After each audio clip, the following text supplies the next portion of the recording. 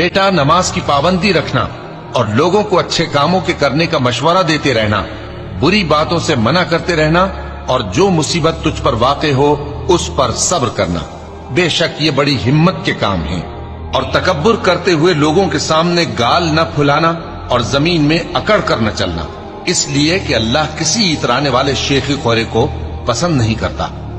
और अपनी चाल में एतदाल किए रहना और बोलते वक्त जरा आवाज नीची रखना, क्योंकि बहुत ऊंची आवाज गधों की सी है और कुछ शक नहीं कि सबसे बुरी आवाज गधों की होती है। क्या तुमने नहीं देखा कि जो कुछ आसमानों में और जो कुछ जमीन में है सबको अल्लाह ने तुम्हारे काबू में कर दिया है और तुम पर अपनी जाहिरी और बातिनी नेमतें पूरी कर दी हैं। और बाज लोग ऐसे हैं कि अल्लाह के बारे में झगड़ते हैं,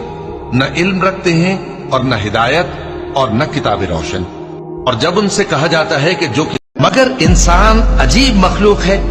कि जब उसका परवरदिगार उसको आजमाता है कि उसे इज्जत देता और नेमत बख्शता है तो कहता है कि मेरे परवरदिगार ने मुझे इज्जत बख्शी, और जब दूसरी तरह आजमाता है कि उस पर रोजी तंग कर देता है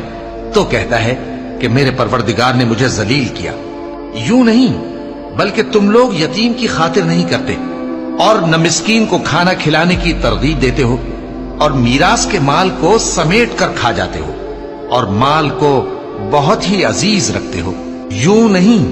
जब जमीन कूट कूट कर बराबर कर दी जाएगी और तुम्हारा परवरदिगार जलवा फरमा होगा